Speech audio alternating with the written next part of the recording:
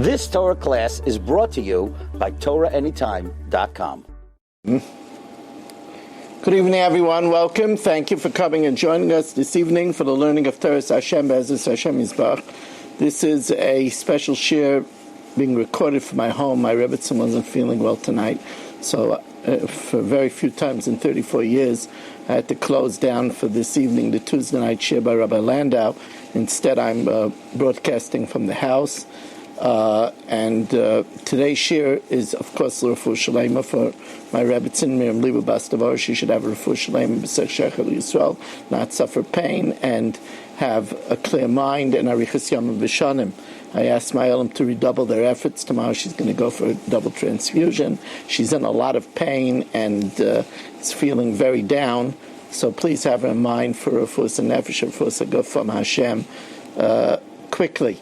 I'd also, in light of my wife, I'd like to dedicate today's shir to my wife's very, very, very, very, very, very special doctor, oncologist, Dr. Azriel Hirschfeld, who in the last 2 years has kept her alive with the help of Hashem and has been so dedicated. I mean, I have his cell phone and I call him around the clock 24/7, and he's always available. Thank you, Mrs. Hirschfeld, as well.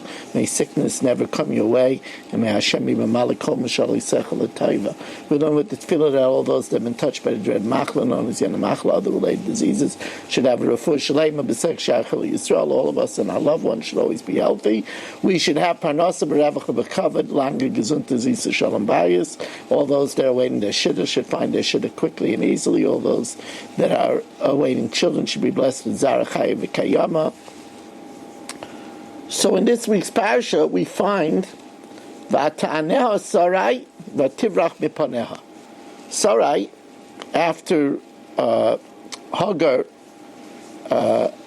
has a new attitude towards Sarah when Hagar gets pregnant right away, and Sarah has been pregnant for the last 8 decades, so Vatekel Gevirta Beineha, Hagar started taking Sarai Menu lightly.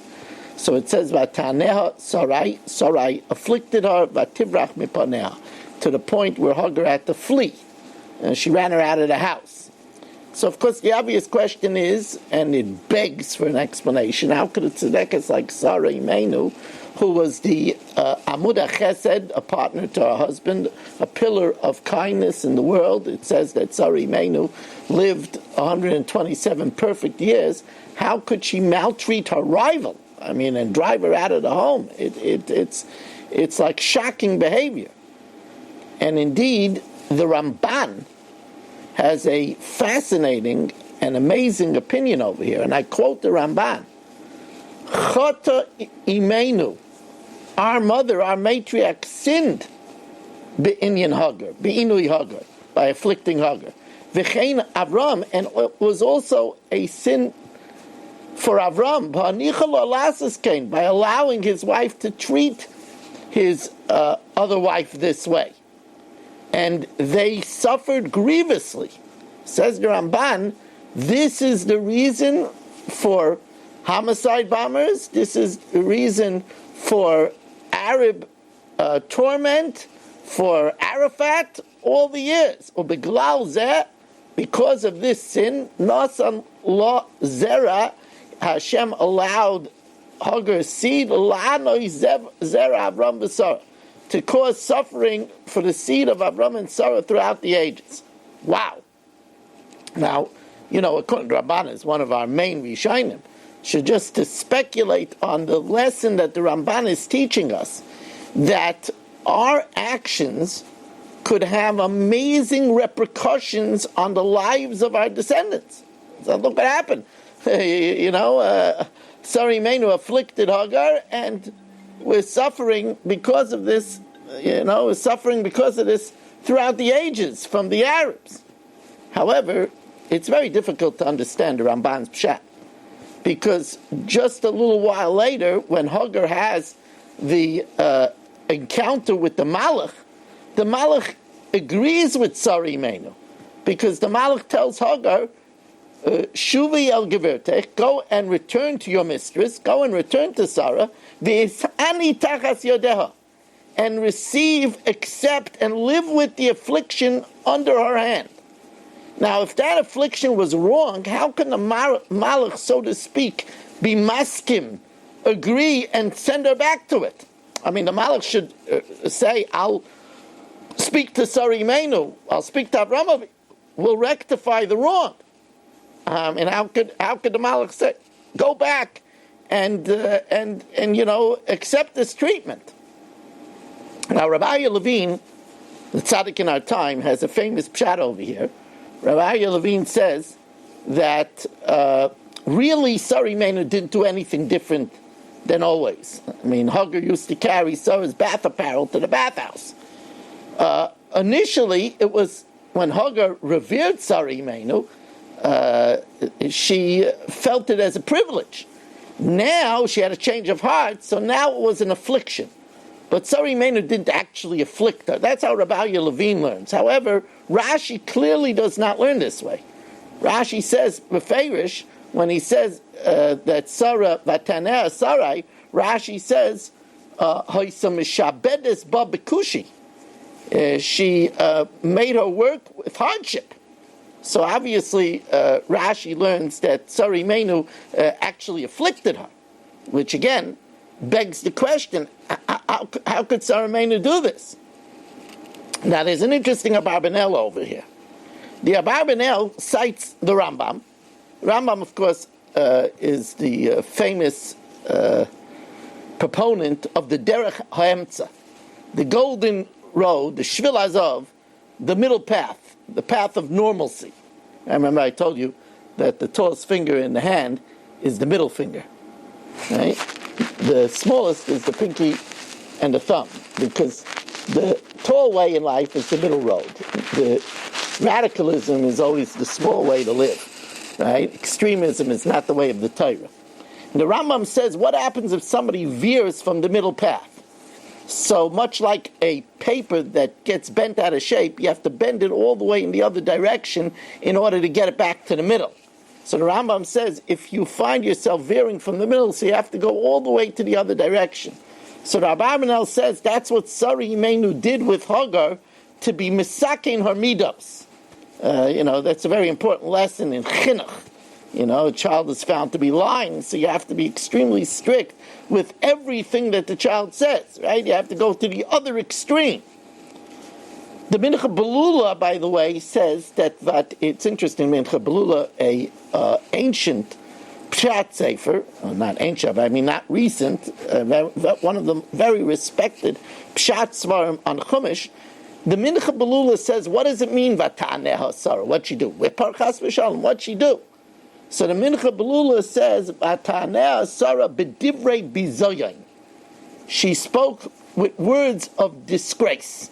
In other words, after Hagar threatened the entire yeshiva of Sarah by saying, Sarah is not what she seems to be. Look, I got pregnant right away. She's not Teicha Kabara. So Sarah Imenu used words of bizoyin. Now, in this, there's a tremendous incidental lesson. And that is, we see divrei bizoyin, disrespectful words, is considered inui, is considered affliction. So this is, I believe, the first case in the Torah of what we call verbal abuse. People say, yeah, he doesn't hit me, but my husband really says not nice things to me. That's inui. Right? Vataneh Sarah says to Mincha Belula, that's divrei bizoyin. Divrei bizoyin is abuse. That's inui. We already know this because the Gemara tells us in Bava Metzia, what's verbal abuse? Ainas Dvarim, hurtful words. And the Gemara over there says that Ainas Dvarim is a greater sin than Ainas Mammon. Stealing a person's purse is less than saying hurtful words to someone, calling somebody a fatso, calling somebody a dummy. That's worse than stealing his money, because one is begufay and one is b'mamaynai. Zen nitin li'ishavin v'zen lo nitin li'ishavin. One. When you return the money, okay, but that's restitution. But you can never take away the hurt. Sometimes it remains with a person their entire life. You have to know that in a marriage, you're an abuser if you're always putting down your spouse. If you're always saying not nice things, that's also abuse. You have to be very careful with a woman with this, because it says in the Gemara, Dimasa Mitsuya, her tears are easy to flow, and those tears, they could hurt a husband. Now, the Be'er Moshe, and this is something I wanted to share with you, the Be'er Moshe suggests a very important insight in why the kind, righteous Sarah Imenu, would afflict Hagar. And the Be'er Moshe, which is also brought down in the Sefer Mishchas Shemen, wonderful Sefer, the Be'er Moshe writes that it's an example of Maisa Avos Siman Labanim. We know that as we learn Bereshis, we see many examples of Maisa Avos Siman Labanim. So, for example, Avram Avinu sent Yitzchak to the yeshiva of Shem Ve'ever, even though Avram Avinu was a Gadol Hador, he could have taught him himself. But he wanted to put in the Jewish bloodstream the koyach to send children away from home to yeshiva. It's very hard for parents to do that. That's the way the Tiferes Tzion learns the Medrash. It's an example of Maisa Avos Siman Labanim. So, Maisa Avos Siman Labanim, Sarah Imenu afflicted Hagar, and that would give in the Jewish bloodstream the power to best the Arabs throughout the generations. So she actually afflicted Hagar, so that as a matriarch activity, it put a koyach in the Jewish blood to best Arafat, to best the suicide bombers, which then, of course, explains why Sarah would do such a thing, even though she was the kindest of people, and why the Malach would be masking to what she did. A very interesting insight into how to learn this very disturbing activity. Now, we know, Vayevarechehu, that Malki Tzedek Melech Shalom gives a bracha to Avram Avinu. Vayevarechehu, Vayomer Baruch Avram Lekel Elyon. Blessed is Avram to the God of Most High, Konei Shemayim V'aretz. Ovarach Kel Elyon, and blessed is the God of High, Asher Migein Tzarecha B'Yadecha, who defended you and delivered your enemies into your hand. Now, at face value, Malki Tzedek Melech Shalom, that Shem was a Kayin. He offered all the kabbanas. Remember, Noach didn't offer the kabbanas because the lion bit him. He was a Balmum. He offered all the kabbanas after the Mabel. Shem was a Kayin Gadol. That's why Tamar, who was the daughter of Shem, initially was going to be burnt, because it's a Bas Kayin is B'Sreifa. Right? But here, Shem made a costly error, which cost him that all of his descendants would not be Kohanim. It would go to Aaron, not to Shem. Why? The Gemara tells us in the Dorim, Bikesh HaKadosh Baruch Hu L'Haitzi Kahuna M'Shem. Hashem really wanted the Kahuna to come from Shem. K'maisha Amar V'u Kayin L'Kel Elyon. But Kevan Sheiktim Birchas Avram L'Birchas Alikim Haitziua Me-Avram. But because he prefaced, and because chronologically he blessed Avram before Hashem, he put something before Hashem, so Hashem says, you don't know how to give blessing, you will not be the one to give Birchas Kahan. Frightening thing. He said everything good, but look what he said. He said, Baruch Avram L'Kel Elyon, and then Baruch Kel Elyon. No, you don't put Avram before Hashem. Always put Hashem first. Now we just learned this lesson that, the Navi was troubled greatly. Why Nebuchadnezzar was given such power? Wow, Nebuchadnezzar had an empire. Why Nebuchadnezzar was able to sack Yerushalayim and destroy the Beis Hamikdash? Why was he given such incredible power? The Babylonian Empire was one of the greatest empires in the history of mankind. The Navi was troubled, a wicked man. We call him very few people. We call him Nebuchadnezzar, Russia. Why was he given such a power? So the Gemara tells us because he took 4 steps in honor of God. And it's a very fascinating story. The Gemara tells us in Daf Tzadik Vav in Sanhedrin, we just learned it in the Daf Yomi, that when Achaz, the wicked father of Chizkiah, died, the sun set 10 hours early. so that they would have no time to give him a royal burial. They had to bury him quickly. Daylight ended. When Chizkiah, who was ill, had a miraculous recovery, Hashem returned the 10 hours extra, letting the sun shine, not 12 hours, but 22 hours to heal Chizkiah. And it was a wonder that day the sun shone for 22 hours. And there was a king called Merodach Baladan. It was Baladan ben Baladan. It says his father was king. His face turned to the face of a dog. And therefore his son was king in his stead. But he took his father's name in honor of his father. So the king Merodach Baladan saw that the sun was out for 22 hours. He asked, what's this? So they told him that Chizkiah got better and Hashem let the sun an extra 10 hours for him. So he said, if there's somebody like that, I better send him a letter. So he crafted a letter. Shalma l'malka Chizkiah, peace to the king Chizkiah. Shalma l'karta d'Yerushalayim, peace to the royal city of Jerusalem. Shalma l'elokar Abba, peace to the great God. Now this was written by a second scribe, because his senior scribe, Nebuchadnezzar, was not there at the time. When he came, he said, well, how did you craft the letter? So he said, I said, peace to Chizkiah, peace to Jerusalem, peace to the great God. So Nebuchadnezzar said to him incredulously, you call him the great God and you put him last? That's not the way you should write. Right? Karisala ala Rabba, the Kisfizala b'Saif, you put him at the end. So Merodach Baladan said, so what should I say? So he said, no, you say Shalma l'Karabba, Shalma l'Karta d'Yerushalayim, and then Shalma l'Chizkiah. So he said, Karyona de Garta, you're the reader of the letter, you should be the Parvanka, overtake the Shliach. And he ran 4 steps in order to overtake the Shliach to restore the letter. And because he took those 4 steps in honor of God, he was given the tremendous Babylonian Empire. Indeed, the Zohar's version, and in Esther Rabbah it says 3 steps, and to counter those 3 steps, we back up 3 steps in Shemoneh Esrei in honor of God, and then ask for the restoration of the Beis Hamikdash that was destroyed by Nebuchadnezzar. The bottom line is you see that Nebuchadnezzar understood you put Hashem first. The Parsha Machkima says that this is the reason why in davening we always say, it's Gemara in Brachos Taf Lamed Aleph, sheyisader adam shivchei shel HaKadosh Baruch Hu v'achar kach yispal.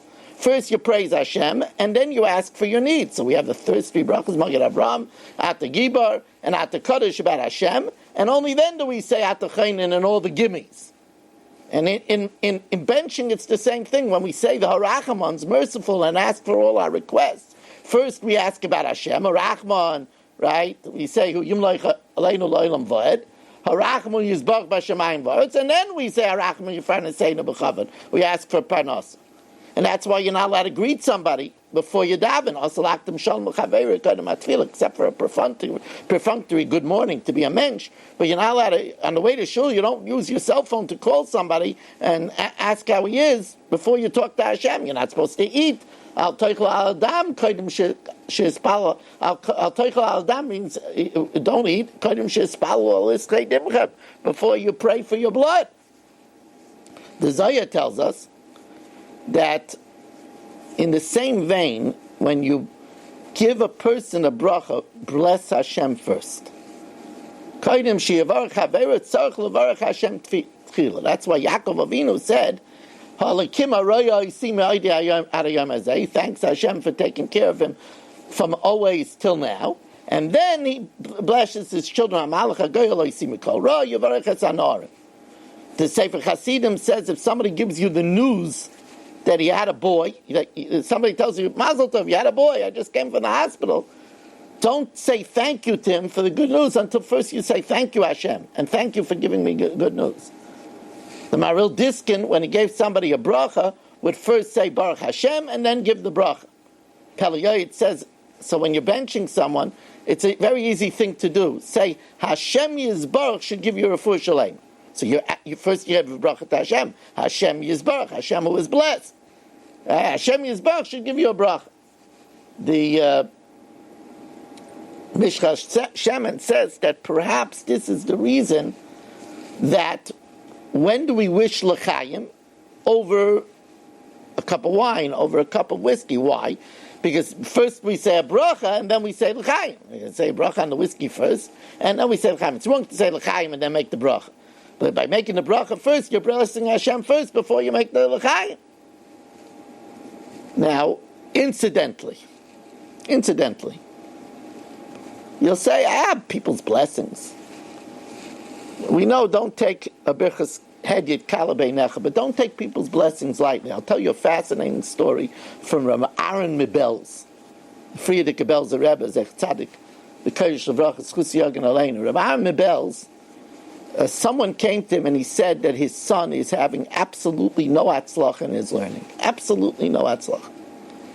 And it's so bad that he doesn't know what's going to be. So the Rebbe said to him, tell me, did you make a Shalom Zacher when he was born? And the man thinks back and he says, yeah, I didn't make a Shalom Zacher. Sometimes it's difficult to make a Shalom Zacher. Sometimes a baby is born and Friday night is the Seder night. It's hard to make a Shalom Zacher then. Right? It's a Sukkot night. So whatever reason, he says he didn't make a Shalom Zacher. He says, well, hurry up and make a Shalom Zacher. Because at the Shalom Zacher, people wish you Mazel Tov. And your child is wishing all those Mazel Tovs from the Shalom Zacher, and that has hurt his future in learning. Wow. Isn't that amazing? Now, it's also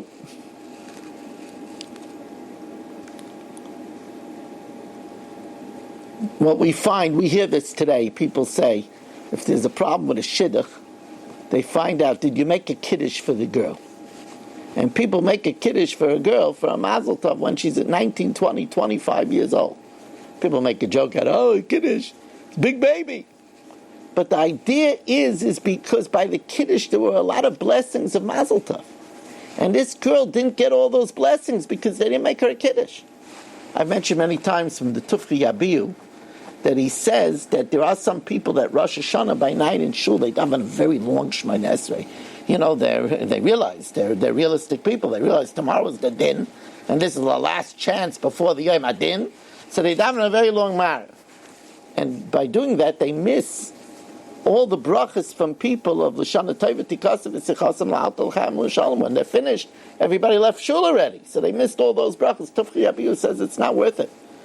Imagine, he says, not worth talking longer to Hashem to miss all those brachas of L'shana Tova Tikasav V'Sichasam La'altal Cham Tovim L'Shalom. It's an amazing thing. Now it says, Vayorek es Chanichav. So we know that Avram Avinu girded his students in the battle to save Lot. So here we have an interesting Rashi. Rashi says, it's an unusual word, Vayorek. So Rashi says, Kitarguma, like the Targum, it means Zoriz. Zoriz means to mobilize. To mobilize. So, V'chein, and so it says in Oz Yashir, Orik Charbi. Paro says, Orik Charbi, which he says, I will gird my sword, I will mobilize my sword. So the Rabbi Bar Tanura, who has a Pirish on Chumash, on Rashi, asks, it's a steer in Rashi, because by Oz Yashir, Rashi translates Orik differently. Rashi says, Orik Charbi means Eshleif. It means to remove my sword. I will unsheathe my sword. Shumerik es asar b'shlifusai. He empties it. He empties the scabbard when he takes out. Orik means to remove. So he says a steer doesn't mean to mobilize, or it means to remove. So he says, the Rab says, a Yesod, that you can't ask a contradiction because Rashi sometimes explains one way in one place and another way in another place. I felt that it's really not such a kasha. Because Zoriz means to remove. What does it mean, Zoriz? Zoriz means he told them, they were learning, and he told them, get ready, remove yourself from what you're doing, and get ready to go to battle. Zuriz and Makdim L'mitzvahs means that the person removes himself from sleep to get ready to do the mitzvah. So it actually has the same meaning. I want to share with you an interesting Orach Chaim HaKadosh, but before I do, again, you might notice a different background. This is a special shir being hastily said at my home because my wife really wasn't feeling well this evening. We have her in mind in the schus of this shir and the many, many people listening, and I ask you please to have her in mind. She's really suffering and in pain. She needs a big boost of health. Miriam Liba Bastavora, she should have from Hashem. Hashem Yisbach should grant her refuah shalema b'sech shecher Yisrael in the schus of the rabbim that learns with me. And if you would like to sponsor a share, it's $360 to sponsor a share, 718-916-3100, 718-916-3100. Especially this share is given with much Mesiras Nefesh. We're dedicating it to my wife's doctor, Dr. Azriel Hirschfeld, and his wonderful wife, Mrs. Hirschfeld, who puts up with patients calling all hours of the day, very, very graciously, I might say. And it should be a schus for them. They should have nachas from their children and protection from sickness. If you would like to sponsor an Orchos Chaim LaRosh, if you would like to sponsor a Daf Yomi, 718-916-3100, rmmwsi@aol.com. Again, Rabbi Moshe Meir Staten Island at aol.com, rmmwsi@aol.com.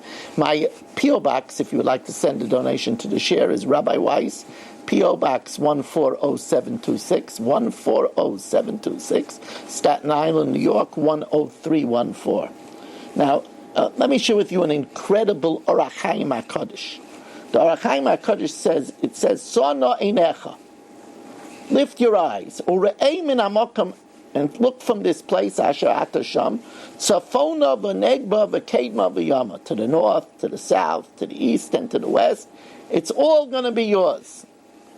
So the Orach Chaim HaKadosh says, why does it say, min hamokam Asher Ata Sham? It should just say, lift your eyes, tzafona Negba, Kedma, V'yama. Why does it say from the place in which you are there?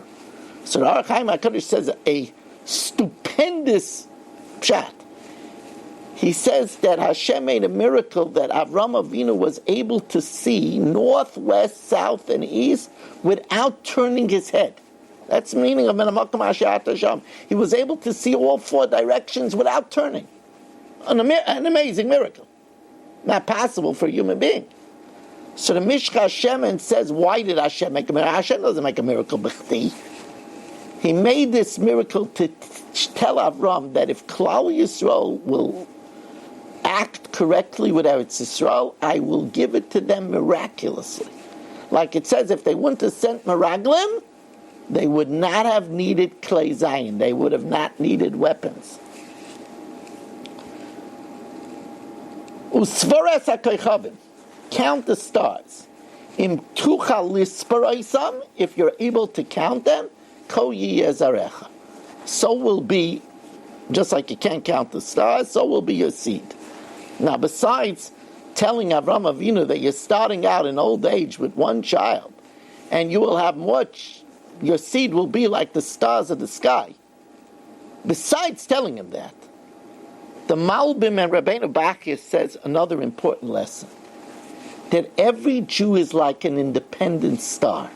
Each star has powerful light that reaches millions of miles. Every Jew has his unique light and his unique power. And ein deyoseyem Shabbos, kishem shem petzufeyem Shabbos, kach ein deyoseyem Shabbos. Each person has amazing light. We have to know that each one of us has amazing powers. Nobody is humdrum. Nobody is mediocre. Every Jew has amazing powers. Every Jew could say, Masa Yagir Maisai Lamaisa Abram Yitzchak Yaakov. Every Jew has Sein Chelkeinu B'Sarasecha, has a special portion in your Torah. V'atomer Sarai el Avram, Hineino Atzorani Hashem Meledus. Sarai said to Avram, behold, Hashem has stopped me from giving birth. So here the Parasha Makima makes a very, very important diak. He says, note that Sarai Imenu did not say that I can't give birth, I'm barren. She said, Hashem is stopping me from giving birth. Now, besides the fact that she is living with Shem Shamayim Shkura Befiv, Like it says, Akil Kil Yaakov. Yitzchak said, it's the voice of Yaakov. He's saying, Hashem Hikra, I got the two sheep quickly, the two kabbanas quickly, the Chagiga and the Karban Pesach, because Hashem allowed it. He says, that's the voice of Yaakov. Esav doesn't mention Hashem. A Yid always says, Baruch Hashem, Be'ezus Hashem, Im Yitz Hashem. So Sari Meinu says, Hashem is stopping me from giving birth. That's why people say, I couldn't make the trip, Hashem stopped me. Hashem didn't want me to go. Hashem didn't allow me to enjoy that wedding. But besides evoking Hashem's name, which is the proper behavior, there's another even bigger benefit. And that is because if a person gets into the habit of saying Hashem did it, it will cause a person not to bear grudges and not to hate other people. Because he won't think, oh, so-and-so stopped me, so-and-so messed up that shidduch. Because ultimately it's Hashem's doing. And that's what Yosef HaTzadik said, right? Yosef HaTzadik said, Va'ata, why should I take revenge on you? Lo atem shlachtem oisihena. It wasn't you who sent me here, rather Hashem. Because Yosef was always the one. Remember, he said, whenever Paro said, I heard you know how to interpret a dream, he said, Biladoi, it's not me, Elokim Yana Eshleim. Paro always attributed to Hashem. So anything that happened to him, he attributed to Hashem. And once anything that happened to him, he attributes to Hashem, so then he's not going to have hard feelings on anybody else. Because it's only because of Hashem. It's a very important habit to get into. The Yomer love, Ani Kel Shaddai, Hashem said to him, I am Kel Shaddai. Hisalech lefonei veyesam, be whole, be perfect, be sholem. So Rashi says here he gave Avram the mitzvah of Milah. Without Milah, he's still imperfect. Hisalech lefonei b'mitzvahs Milah, u'bedavar hazeh tiyeh tamim. With this, you'll be complete. Or like the Tosefta says, b'feiris shaloi nikra shalem ad shemo. Now, therefore, there are those that say that the day of Milah is like is the real Jewish birthday. It's interesting. The Ben Ish Chai says that there are Jews that don't celebrate their birthday, they celebrate their bris day. Because until their bris day, they weren't whole. So why should they celebrate when they weren't whole yet? On the bris day. So they don't celebrate 8 days after they were born. Indeed, the Chassam Sofer says, it's interesting, it's the Chassam Sofer. The Chassam Sofer writes,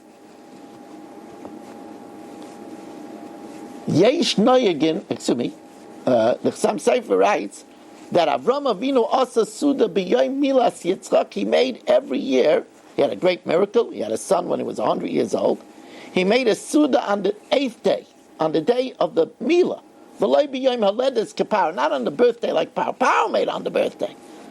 And the Shals Chuvas Afraxita, the Anya, says that that's the opinion of the Chassam Sofer. And they bring an interesting raya from a pasuk, that if you learn the pasuk, it's all the way at the end of Bereshis. It's pretty early to be talking about the end of Bereshis, but it's really never too early. It says, Gam b'nei Machir ben Menashe. Yosef saw many generations. Gam b'nei Machir ben Menashe yoldu al birkei Yosef. Gave birth on the knees of Yosef. Now that's kind of odd. Yosef was an old man. He was in the delivery room, and the child was born on his knee at a very old age. That's very hard to comprehend. What's he doing in the delivery room with the women? He was an obstetrician at that age. So the Targum Yonasan ben Azil says over here, Yoldu means the bris. And Birkei Yosef is that he was sandik, and the bris was done on his knees. So you see that Yoldu is a lashon of sandikais, is a lashon of the bris. And it's interesting, and Shals Chuvas, Galia Masechta brings down that we know tzaddik is mamale shnois of lives full years, and he passes away, we assume, on his birthday. But he says Reb Chaim Volozhin was a great tzaddik, was a gadol hador, but he passed away 8 days after his birthday. So we see that a bris is like a birthday, and that's also mamale shnoisav. Indeed, Ramosha was buried on Purim. right? So that was also his bris. His bris was on Purim. It's brought down that his father had thought to maybe give him the name Mordechai, because his bris was on Purim, but he gave him the name Moshe because he was born on Zion Adar, the birthday of Moshe Rabbeinu. It's going to be a little bit of an abbreviated share tonight for many reasons.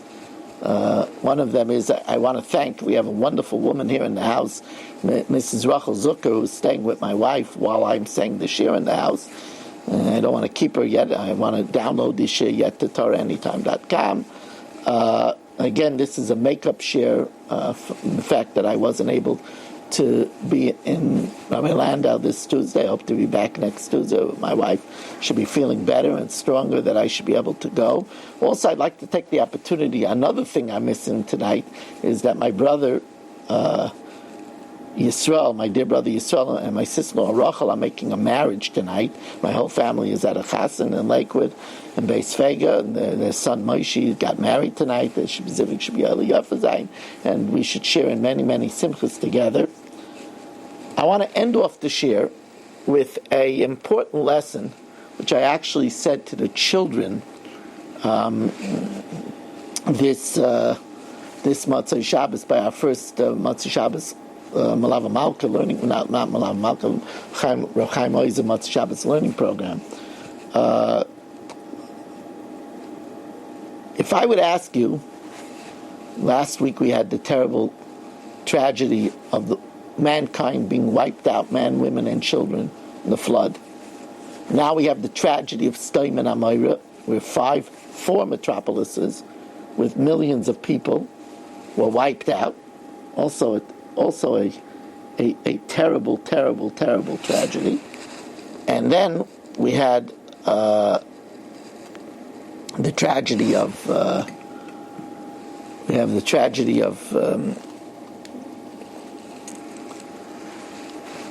Mitzrayim, where not only did untold people die in the plague of Makas B'chairis, and beforehand killed in the civil war, L'Makah Mitzrayim B'chaireim, but then also there was the terrible destruction of 9 million Egyptians at the Red Sea. What's the common denominator between these three societies? The Dor HaMabul, Sdom and Amorah, and Mitzrayim.